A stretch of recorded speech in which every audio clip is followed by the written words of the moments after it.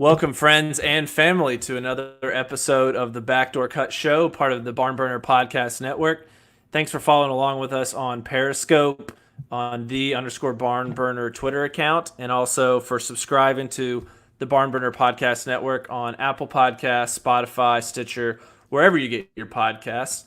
Obviously, there's no live games for us to talk about right now, but what we are going to do is kind of run through the 2019 Memphis Tigers recruiting class that was the number one recruiting class last year in the NCAA basketball, and kind of see where those guys, how they performed, how Penny's young team performed in their first year, and kind of rank them, compared to guys that were ranked around them based on some composite rankings, and see how we felt that the guys doing the talent evaluating did, and did the Memphis players play above their level or below, and kind of what we can look for going into the future.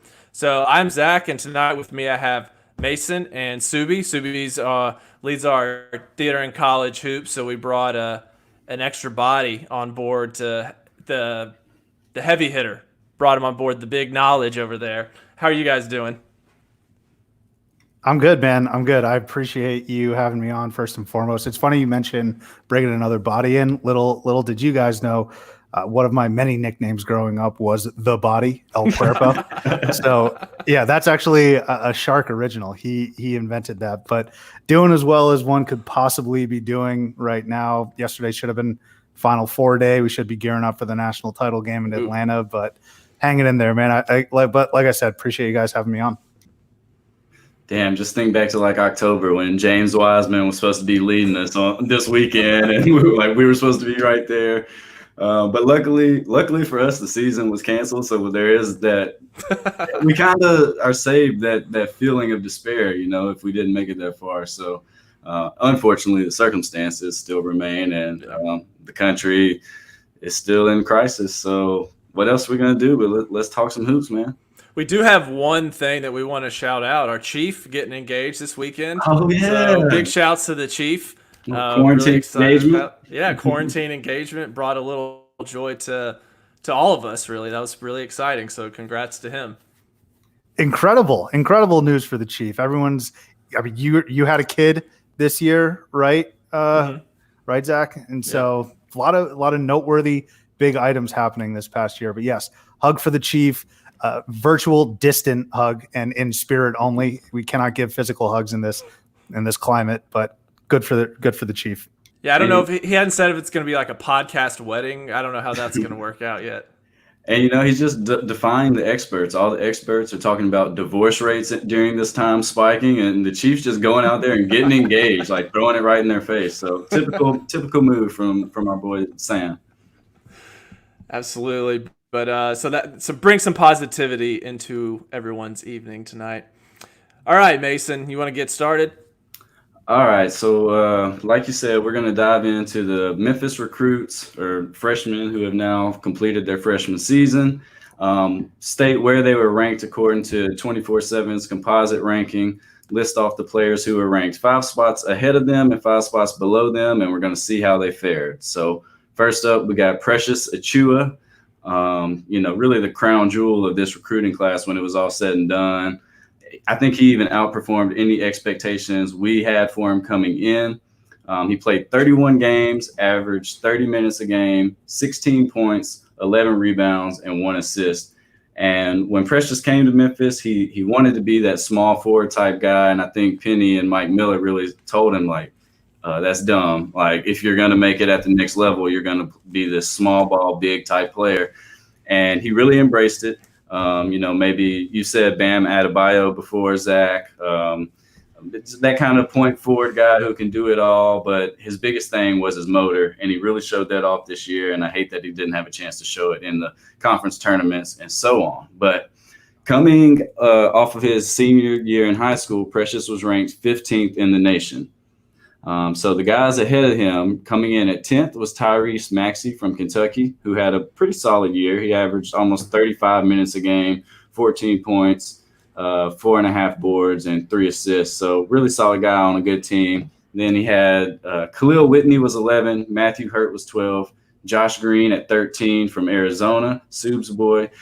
Then at 14 is one of Zach and I's boy, N'Faly Dante from Oregon, who we raved about all summer, and then he played fucking 12 games. Right after Precious was number 16, Jeremiah Robinson Earl. Number 17, Brian Antoine, both of those guys at Villanova. Number 18 was Trendon Watford, who Memphis kind of had to choose between Precious and Trendon on the recruiting trail. And when they chose Precious, Trendon went to LSU. I'm sure he got a check from Will Wade for doing so. Strong-ass offer. And then Samuel Williamson from Louisville was 19th, and Isaiah Mobley at USC was ranked 20th. So just initial thoughts. How do you guys think Precious fared in comparison to those names I read off? You got the stats in front of you. We put some research into this. Our research department got in there and dug up some numbers. So, Sue, what are your initial thoughts? Just how Precious fared compared to his peers? Yeah, looking at the list that, again, Zach and Mace, great job in doing this research. Looking at the list, the people above him and below him, I thought Precious did incredibly well. I can't speak enough to Precious's ability to sort of compartmentalize the situation and all that happened in Memphis. As such a young guy, I found that what was most impressive is that everyone on that team had a reason to maybe not quit is the right answer, but really kind of let their guard down, play, suffer. Precious emerged as the number one dude. He was the alpha, and he kept that team as afloat as possible. Who knows if they make a run in the AAC tournament and then get to the NCAA tournament. But I thought Precious, amongst all of these guys, he was probably going to be a lottery pick coming into college last year. But this season, dealing with what he had to deal with, taking the baton from Wiseman as the number one, and then meeting those expectations, some could even say exceeding, I thought comparatively speaking, he did very well. Some quick notes, one-liners on the guys that were above him and below him. Tyrese Maxey, I was all over Maxey, and I was actually going to take Kentucky to win the national title if things broke in terms of the bracket. And we all remember his performance in MSG first weekend of the season, and I kind of just blew my wad on him prematurely, but he's awesome.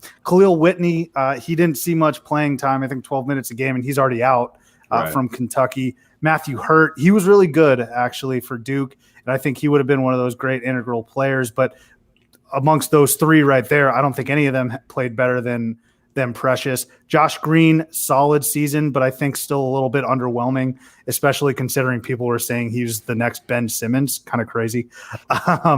And then N'Faly Dante. So Dante, I know when I had you guys on Titch, we were talking about how awesome the Wiseman-Dante matchup was going to be.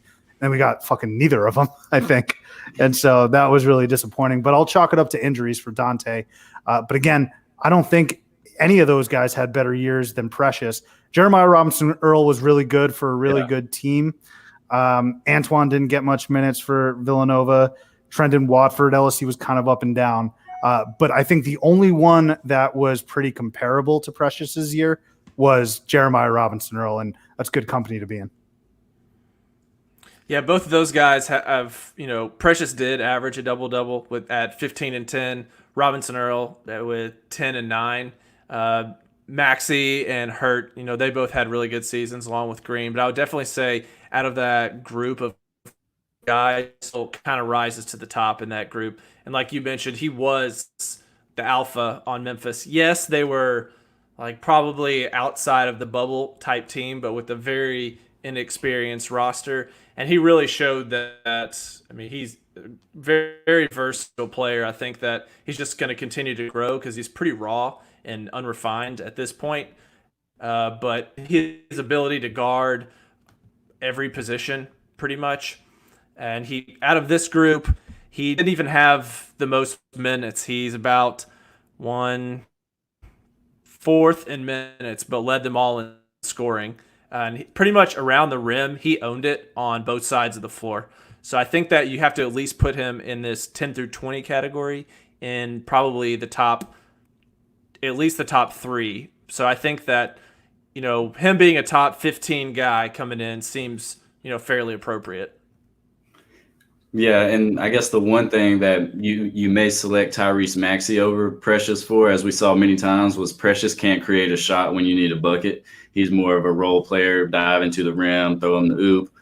He just can't go get you a bucket, whereas Tyrese Maxey, as we saw in that game in the Garden, and pull up from deep and win the game, or drive and kick to a teammate. And Precious, he's did a lot of things well, but as far as vision on the court goes and just natural feel for the game, that's kind of where he's lacking at this stage. But do you guys think who do you think out of this crew could have a better NBA career than Precious? I mean, obviously it's up in the air, but just based on what you saw this year, I think Precious has just a good chance as any of these guys to be a NBA player and have a solid NBA career.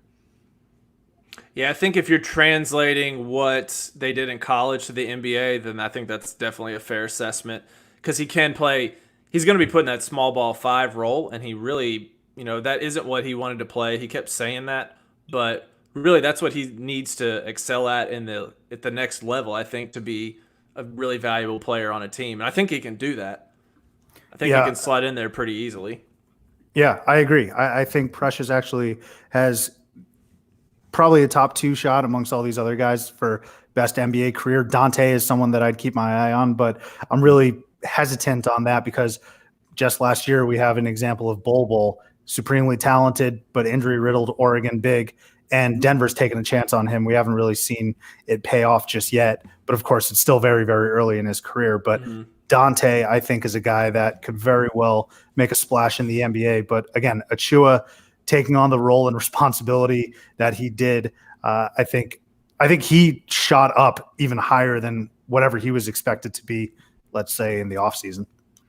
Yeah, and I think on draft night, he might even go higher than some of these mock drafts are projecting. Like, he's a fringe lottery guy right now, but I think on draft night, you're going to see him in that 8 to 10 range. But we'll see. So I guess we can also use this as a reflection on Penny and his staff, ability to eye talent and then develop that talent. And with Precious, it looks like they did a good job. That's one of those stories that as a coaching staff, you kind of got to continue to share that story with other top recruits. Like, this is what we got. This is what we did with them. And, that, of course, that hinges on Precious going to the NBA draft, which he hasn't declared yet. But anything else on that tier, or should we go to the next guy? I was just really quick going to say, Mace, that with the rest of these guys, we talked about Robinson Earl, we talked about Dante, we talked about Maxey. Look at their supporting cast. Dante had a guy like Peyton Pritchard, who's arguably the best player in the country. Robinson Earl has a lot of good talent around him. Sadiq Bey, Gillespie, running point, Jay Wright, 2-time national title winner. I cannot stress enough how much Precious, at whatever he is, 18 years old, took on the responsibility of having to supplant James Wiseman as the guy without a ton of help surrounding him. Yep. That's a good point. But one thing I will correct you: Precious is 21, so maybe he did have a little advantage. Yeah, he's older. He's an old fella, man, but it's not his fault. He's a late bloomer still. So okay, we won't hold that against him. Those years count a little different. So we'll move on to Boogie Ellis. He was ranked 38th in the nation according to 24/7 Sports coming out of last year. Of course, he was committed to Duke. And then when it was obvious that Trey Jones was going to come back, he flipped his commitment to Memphis, where he played 31 games, just like Precious. He averaged 25 minutes, 8 points and 3 rebounds and 1.5 assists. And I think what we saw from Boogie this year was early on, we tried to play him off the ball, and he just stank shit up, man. Like, there's no other way to put it. He was not good. And then as the season progressed, really the last quarter of the season, we saw him have more of a ball handler role. Penny put the ball in his hands, allowed him to work off screens and just kind of lead the offense. And we finally got a glimpse of what we were hoping to see from Boogie Ellis. Something to build on going into next year. But all in all, his season was average. I think a lot of Memphis fans probably laid it on a little thicker than they should have for a freshman guard. But, we're here. I'll go ahead and compare these other names. Coming in at 33, who was 5 spots ahead of Boogie, was Johnny Juzang from Kentucky. Didn't do shit. He's already transferring. I like that summary. Well, I mean, there's not much to say. Coming in at 34 was DJ Cartone from Ohio State, and he played 20 games and he was decent, but he's already in the transfer portal as well. Will Baker from Texas at number 35. Isaac Okoro from Auburn at 36, who was the real diamond in the rough here until we get down to Zeke. 37 was Cassius Stanley at Duke, had a solid freshman season. One below Boogie was Rocket Watts at Michigan State. Quiet season, but still productive. Then at 40, the best player, in my opinion, in this area was Zeke Najee from Arizona. 41 was Jalen LeCue, who ended up not even playing anywhere, I don't think. I think he just entered the NBA draft or G League or something. Then 42 was Addison Patterson at Oregon, and 43, Drew Timme from Gonzaga, who was a solid contributor on a really good team. So Boogie, he fared well compared to most of these guys. Isaac Okoro and Zeke, of course, like I mentioned, were the two best. Cassius Stanley is right there too, but Boogie is right there with Drew Timme and Rocket Watts. So you probably put him in top 6, top 7 in this category, which isn't great, but there were some guys who outperformed their expectations. So as much as Memphis fans wanted to hate on Boogie, I think it was a solid freshman season, and I was just glad to see that uptick in production as the season progressed, and I think he's going to set up for a solid sophomore year. Yeah, I actually thought Boogie and Rocket Watts are in the exact same boat here, for me at least. So they both started off pretty slow, and they were supposed to be relied upon somewhat heavily at the guard position. And we saw towards the end of the year, Michigan State and that Tom Izzo team really rounding into form. They were arguably the hottest team in the country, and Rocket Watts was gaining his confidence. And I think that's what we saw with Boogie. Now, where this differs with the higher tier with the Precious crew, I actually think you're right there, Mace. I think Boog struggled a little bit compared to the other guys. If we look at them, Johnny Juzang, like you had said, in the transfer portal. DJ Carton, he left because he took a leave of absence because of some personal issues. So we'll see where he ends up. Isaac Okoro, though, I thought he was amazing this year and such a diamond there for Bruce Pearl. And so he had a more impactful and better season than Boog. Was he SEC Freshman of the Year? I don't remember. I don't even know if they did awards. I can't remember seeing him. He was SEC second team All SEC. I don't know if he for a freshman team. I'm not sure if he got that award. Okay. Yeah. Sorry. No, that's a good question. I don't know if he was or not, but I mean, that's just a testament to what Bruce Pearl's been doing the past 3 years at Auburn, really, and their sustained success. So I thought Okoro was fantastic. I even thought Cassius Stanley was fantastic. The reason why we didn't talk too much about Matthew Hurt is because a guy like Stanley really emerged. And by the way, he might be the most ferocious dunker in Division I basketball right now. For sure. He has incredible rise. Then you got Boogie and then Rocket. Zeke Najee, like you had mentioned, I was incredibly surprised by his output. He won Pac-12 Freshman of the Year. I thought he had a better season than Boog, and he actually had a better season than Nico Mannion and Josh Green, the other two highly touted freshmen coming into Arizona. Najee off to the draft. Jalen Leck, I don't know anything about him. I think he's in Northern Arizona right now with the Suns. But I will also say I think Drew Timme had a better year than Boog. Drew Timme, him and Petrosev for Gonzaga, that front court was going to be scary. And I mean, I think that's another testament to Mark Few and how good of a coach he really is. Those two, the Timme and Petrosev that I just mentioned, plus Killian Tilly, I hate Gonzaga because they're now the West Coast powerhouse, but that would have been a ferocious front court right there. So I think this window is where Boog sort of kind of got lost in the mix there. Yeah, I think, Mason, when you said 7th or so, I think that's probably pretty accurate because you do have some guys that definitely outperform their class, like we've talked about. My question for you, Sub, is Zeke, I really looked forward to watching him play. He seems like the real deal. Is that the case? So Zeke is interesting. I don't know how his game is going to translate to the NBA level, but his motor is, it's unquestionable. He gives everything every single play. He was easily our most consistent player across the board this year. I could expect 10 to 12 points every single game from Zeke. So that was kind of nice in a otherwise up and down season. I will also say, now that we're on the airwaves and we got to get this out, earlier in the year, I think it was November, Taylor was saying that this guy, Zeke, is going to be a first round pick easy. And I was like, I don't know about that. He is. He now definitely will be. So I want to apologize and say I'm wrong. But to answer your question, I don't know how it's going to translate, but he definitely outperformed his ranking here. Yeah, we've got Taylor in the comments. He said Zeke only had 2 games under double digits. He also said that he said we, in reference to the show, weren't surprised about Zeke. So Taylor, congrats for being all over that. But Sue, I do want to kind of get off base here and ask you something, because we were both fans of teams who had a lot of freshmen this year, and we for Memphis it was a struggle. It was a really a learning curve, and fans got impatient. At one point there was Penny can't coach, and then it was like, oh, well, everyone's just going to transfer because we're losing. As a fan of another team who relied heavily on freshmen, and anyone who follows your Twitter account knows that your season was full of frustration in and of itself. But your team was still projected to make the tournament. So can you just relay to Memphis fans how freshmen in college basketball kind of struggle and what your experience was this year with the Arizona team? Yeah, I guess all you can preach is patience, but I don't have much of it. Like it's very much a do as I say and not as I do type thing.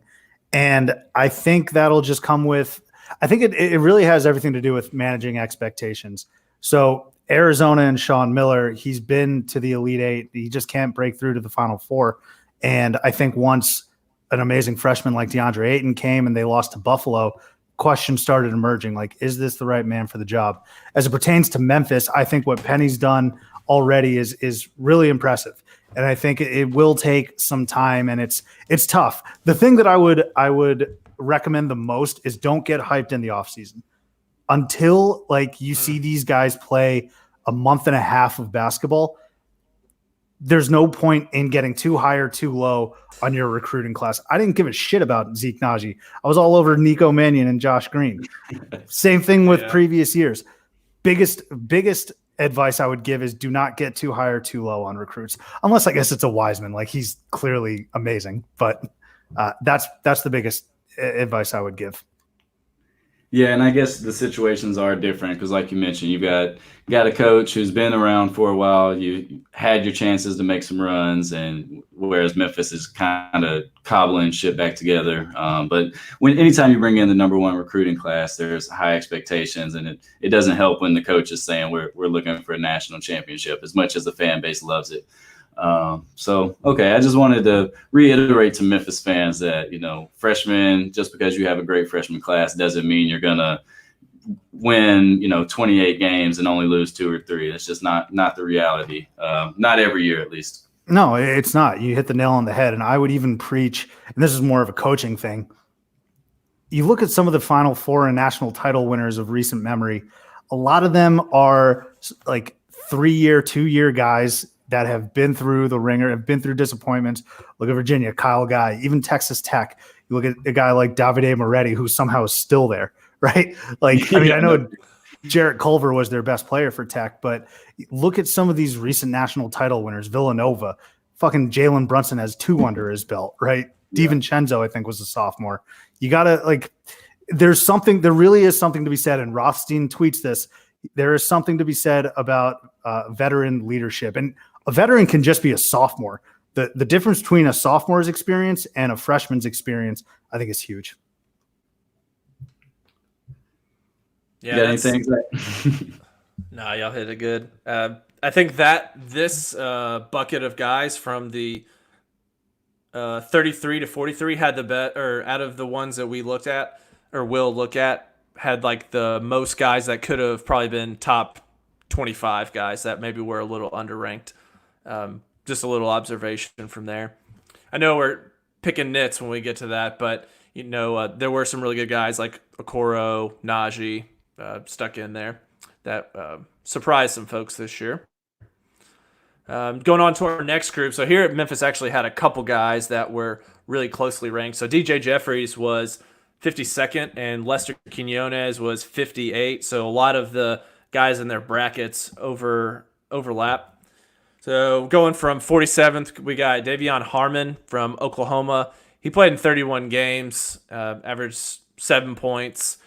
Anton Watson from Gonzaga played in half the games, played about half the minutes, not too much there. Zach Harvey, Alonzo Gaffney, Kai Jones, none of those guys really made any sort of impact, and that's the 49, 50, 51. None of them averaged 4 points or over 16 minutes. Now, this is a guy for Memphis, DJ Jeffries at 52, that I definitely think ended up being a lot better than his ranking.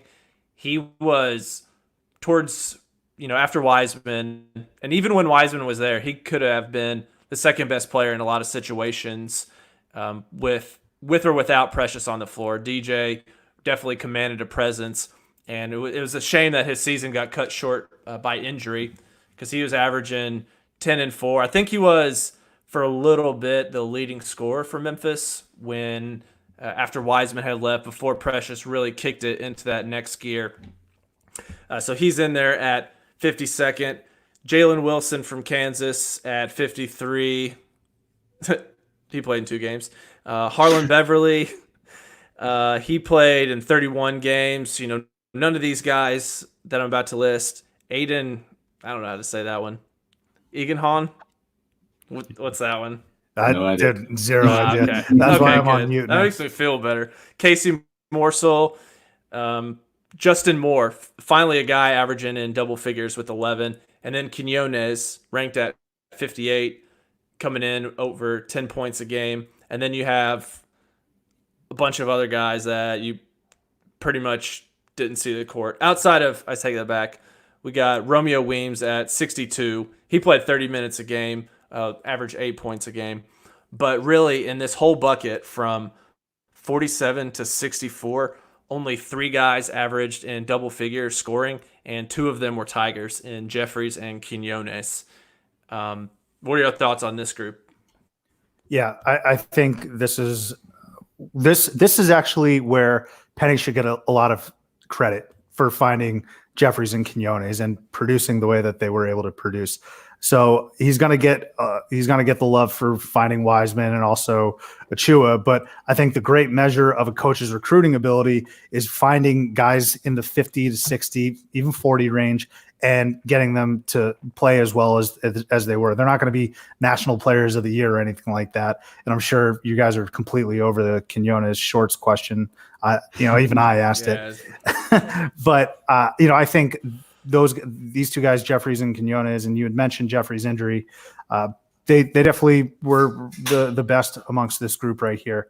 I would also like to point out real quick that Harlan Beverly, that name just reeks of I don't know. That name just reminds me of some aristocratic, super wealthy Southern guy with Harlan Beverly. Yeah, dude, the plantation or something. Yeah, with Definitely the huge fucking pillars, and he's sitting in a rocking chair on his front porch with a huge jug of sweet tea or something. That's Harlan Beverly. But if we're actually talking basketball, Quinones and Jeffries definitely outperformed here, and hat tip to Penny for finding them here.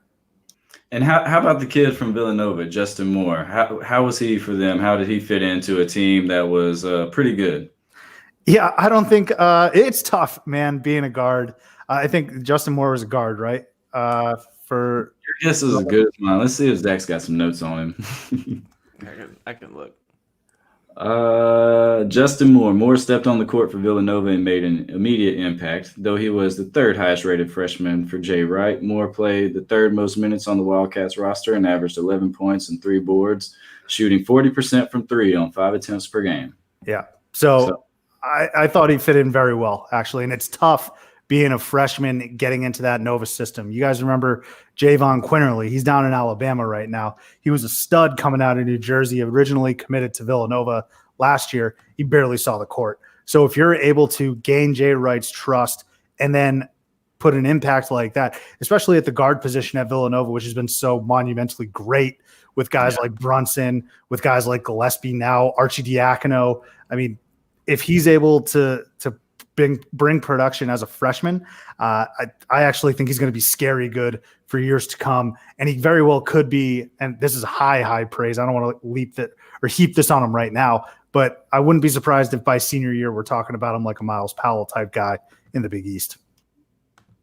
Yeah, you can't argue with that. So those guys, the two Tigers and Justin Moore, were definitely the cream of the crop in this little tier of rankings. And for Memphis fans, if you want to get a slight chub, you can go back to Subi's previous point about needing veterans on your team. And now we've got Lester Quinones, DJ Jeffries, and Boogie Ellis all presumably coming back, building off of somewhat either good seasons in the case of Jeffries and Lester, and then a season where he began to show some progression in Boogie Ellis. So three sophomores who can play right there, and hopefully we can get a recruit or two to go around with the rest of the role players, and then we should be in business next year. I think with this group of guys, we should be expecting to finally make the tournament if we have basketball back by then.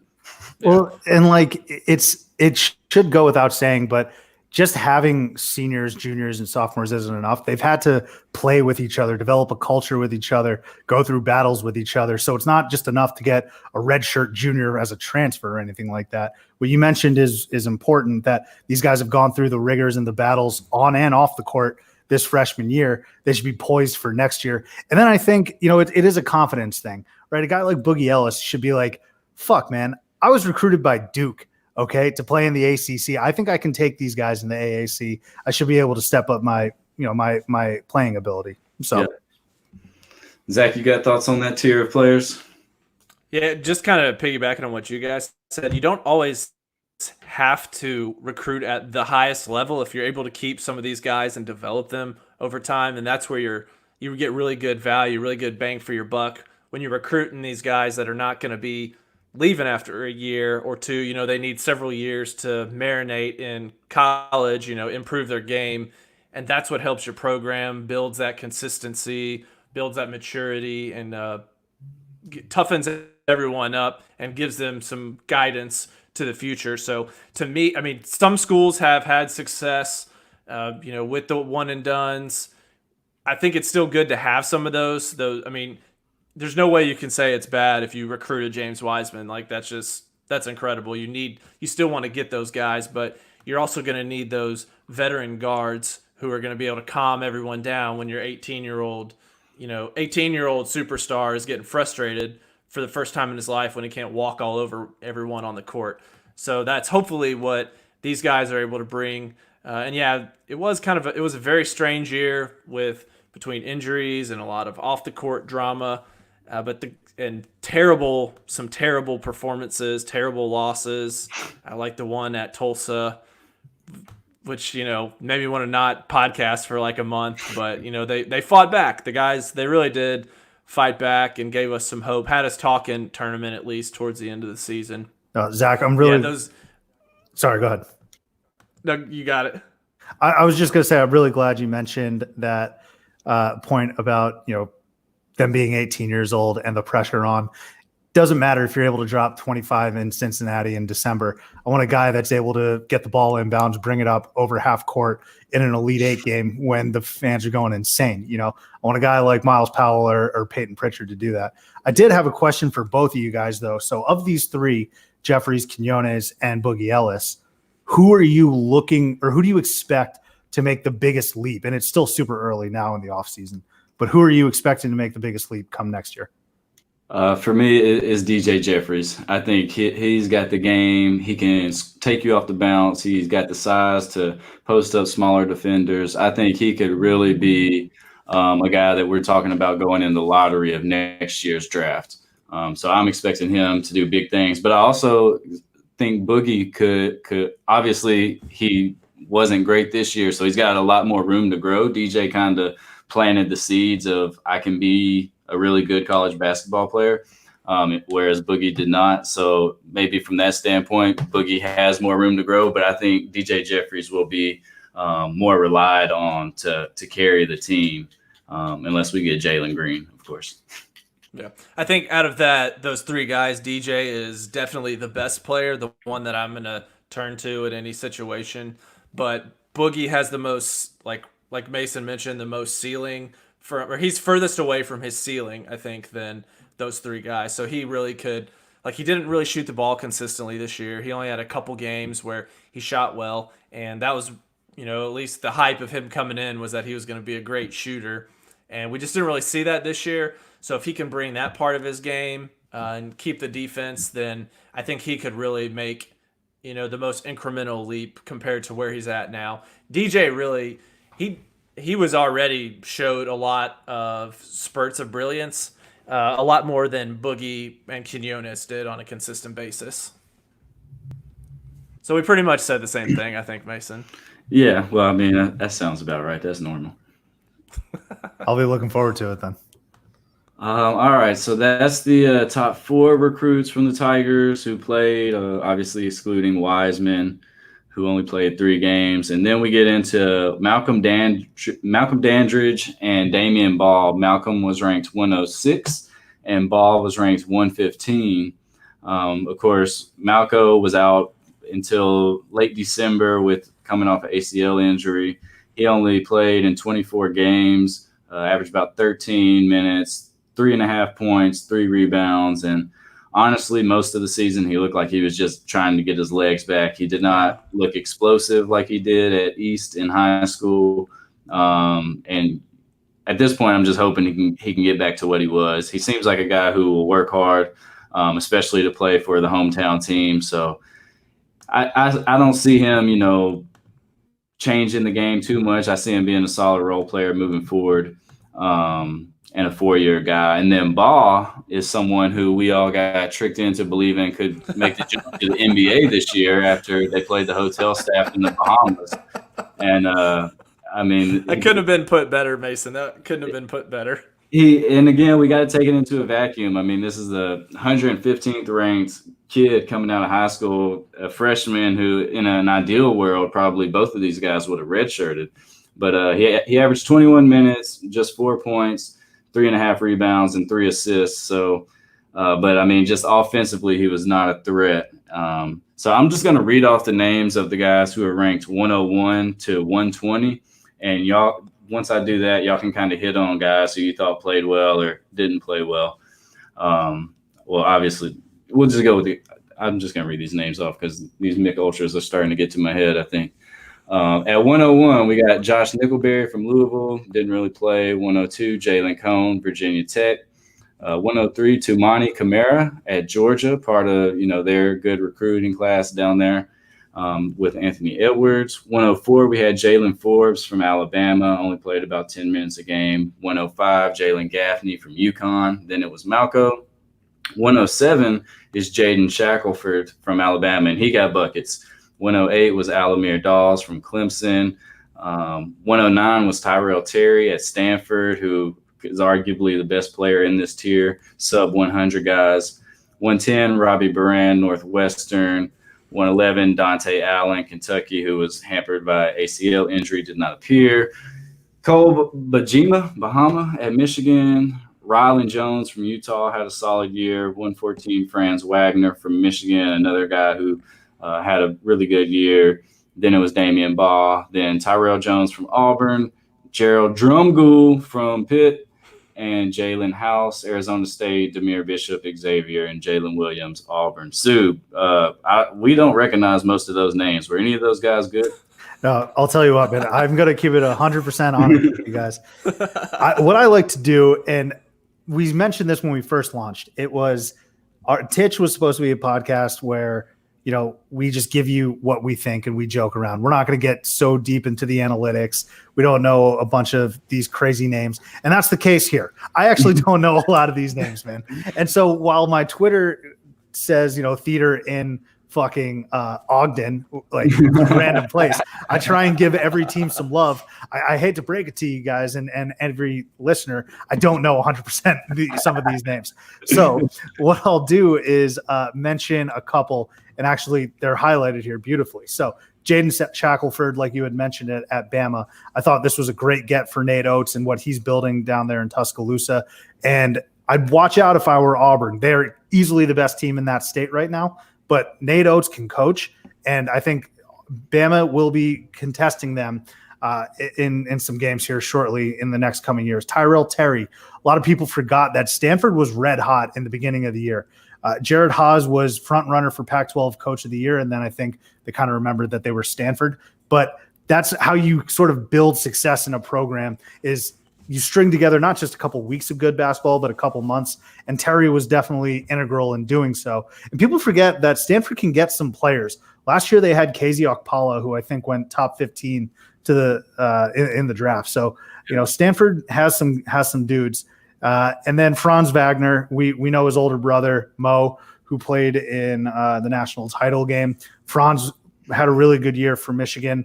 And he started out red hot as well. So I'm excited to see how he plays moving forward. But to your point about Damian Baugh, I'm glad you sort of gave that context, because as an outsider, I'm obviously not as invested or follow Memphis basketball as much as you diehards do. But I remember there being a point, and when I see his name, it's kind of like a recollection of, didn't these guys love Damian Baugh? I feel like they were all on Damian Baugh. So can I get some more detail on that and the trajectory of the season?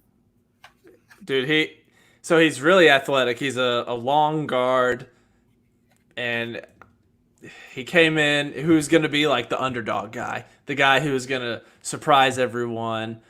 He's really going to get a lot of minutes, get a lot of assists, play defense. He's going to be a dog on defense.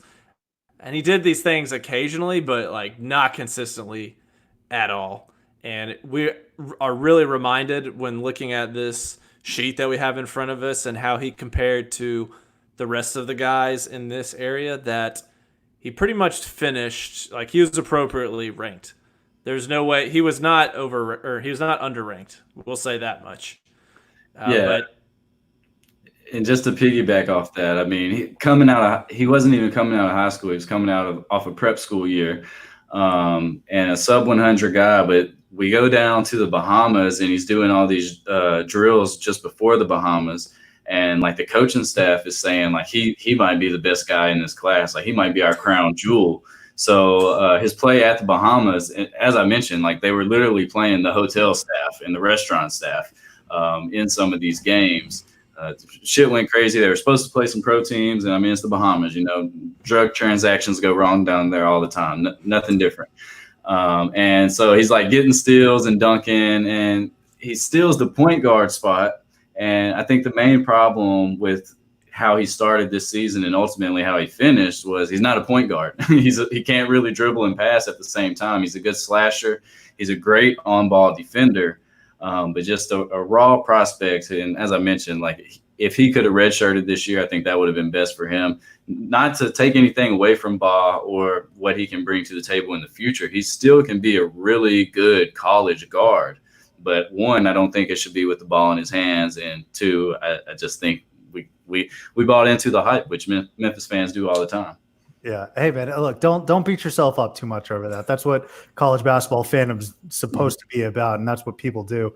I've just been so battered down that I'm numb to it all. I'm sick. We got a 5-star recruit. Do something in March. Then I'll be all right, that was a good get. But so to your point though, I did not recognize a lot of these names, but when I saw Damian Baugh, I was I've never really seen him play. But I know these guys have tweeted about him. I can't put my finger on if it was negative or positive, but I know he moved the needle with the Barn guys. Yeah, his minutes really started to fall off towards the end also. He was getting a lot to start the season.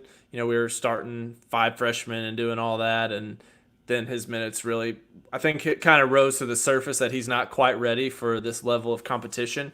Maybe he will be. Hopefully he will be, because he is hyper athletic. Dude he can really jump, and he's pretty quick. But yeah, he just wasn't ready this year. Yeah, really, with him and all of our freshman guards, and we can even toss Alex Lomax into this mix. It's they could do some great things and get us back into a game, but then the one play we needed, they would just throw it right to the other team for an easy layup, and we'd be what the shit?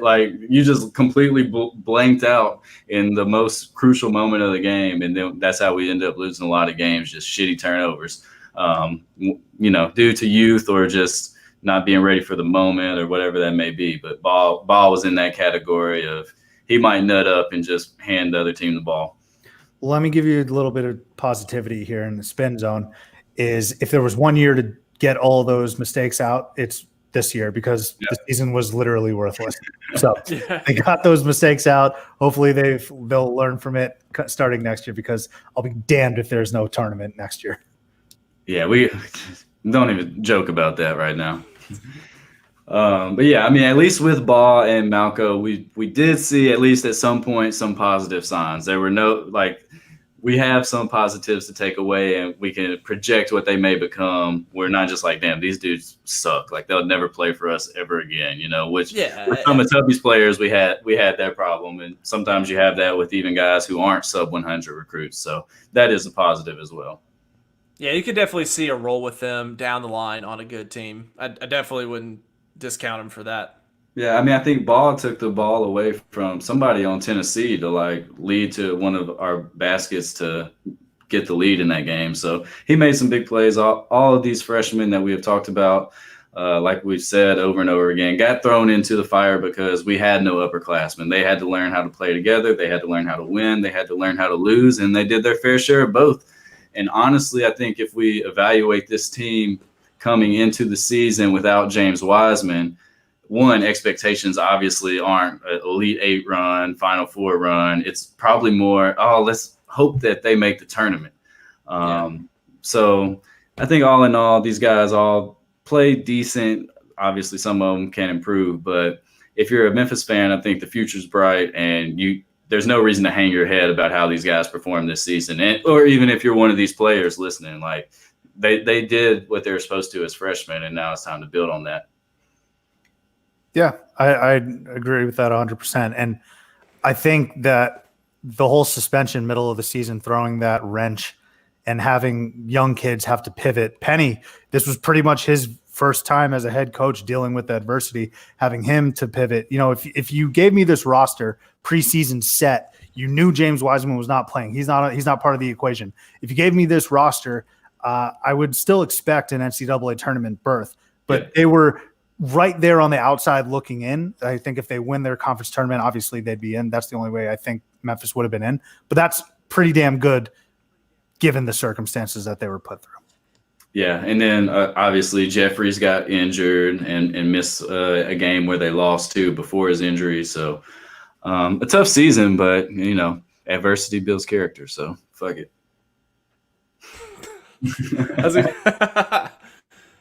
That's a great quote. In the midst of everything going terribly wrong, like there's this ESPN documentary filming you at all times, and you're 18 years old. Yeah. You just want to go smoke a blunt. Like, can you leave me alone? Not gonna lie, I have not finished it yet. I probably need to do that this week. But where can I find that? I'm thirsting for anything. On ESPN Plus, so you get I think 10 or 12 episodes of Inside Memphis Tigers basketball. Yeah, I don't know if I need them, and I got you guys. Yeah, if you're not a diehard Memphis fan, you're probably not going to enjoy it that much because obviously most of the content that they were hoping for with Wiseman's injury was taken away, and then with the season ending abruptly, that was kind of surreal to see, like all of them finding out that that they weren't playing in the AAC tournament and all that. So I guarantee that content beats out watching the same Office episode that I've seen for the past 15 straight days. So, okay. So is that all you've been doing? Have you watched anything else? Have you read anything? Any podcasts you recommend other than your own? So this Backdoor Cut show. I will listen to the In the Can episode. So I'm going to be shamelessly plugging everything in the Barn Burner Network. But in terms of what else I've been watching, I've watched Breaking Bad for the very first time. Finished that. Good theater. If you know me, you know I don't like anxiety-inducing shows where I'm shitting my pants all 45 minutes. I like a nice light comedy, 30 minutes in and out. But Breaking Bad, I obviously understand the love for that. And then, your Netflix bingeable shows, Love is Blind, Tiger King, all that good stuff. So I've been keeping myself entertained, but there's only so many throwback college basketball, football, NFL games that I can entertain myself with. I know there's zero suspense. I know the outcome.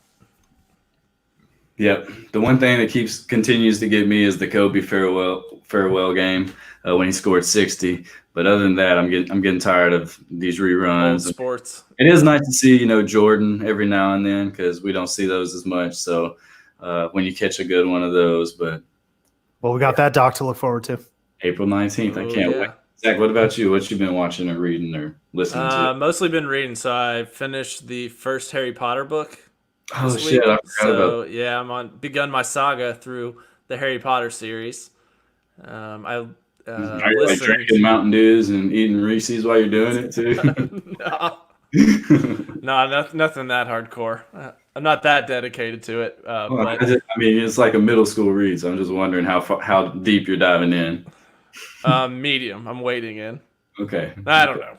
It's. I mean, I really enjoyed it. It's a very easy read, so it's one of those things I feel like you have to do, and I didn't do it back then, so that's something I owe to myself. Is to take care of that. Take care of business now. I agree. That, and I listened to City of Thieves because J.J. Redick recommended that, so I listened to that. Enjoyed that book.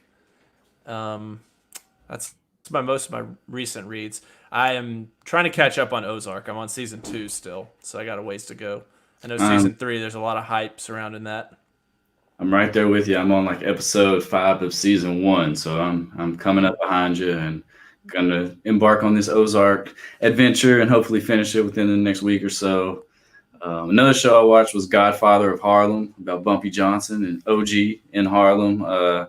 Recommend that to anyone who is into gangster movies, gangster series similar to The Wire or something like that. So, well, I loved American Gangster. Where can I watch that then?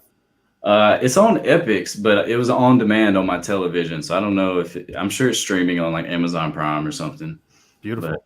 But that's a really good show, one of the best shows I've watched this year. So hoping Ozark can live up to the hype. I can't lie though, it could be the beers or just because we watch it late at night, but we keep passing out and have to restart the episodes, my wife and I. So I don't know if it's boring or what. It's old age, man. That's what it is. Yeah, that's true. Too many Zoom happy hours, and I just pass out on the couch. All right, guys. Well, it was good to get together with y'all, talk some hoops, reminisce on the season that disappeared. Had a good time. Sube, thanks for joining us. Mason. Thanks for having me, fellas. This was great. Great seeing your beautiful faces. Stay safe, all that good stuff. But thank you again. Yeah, Mason, I'll talk to you later. Everyone subscribe to the Barn Burner Podcast Network, wherever you get your podcasts. And until next time, we'll see you later. Peace.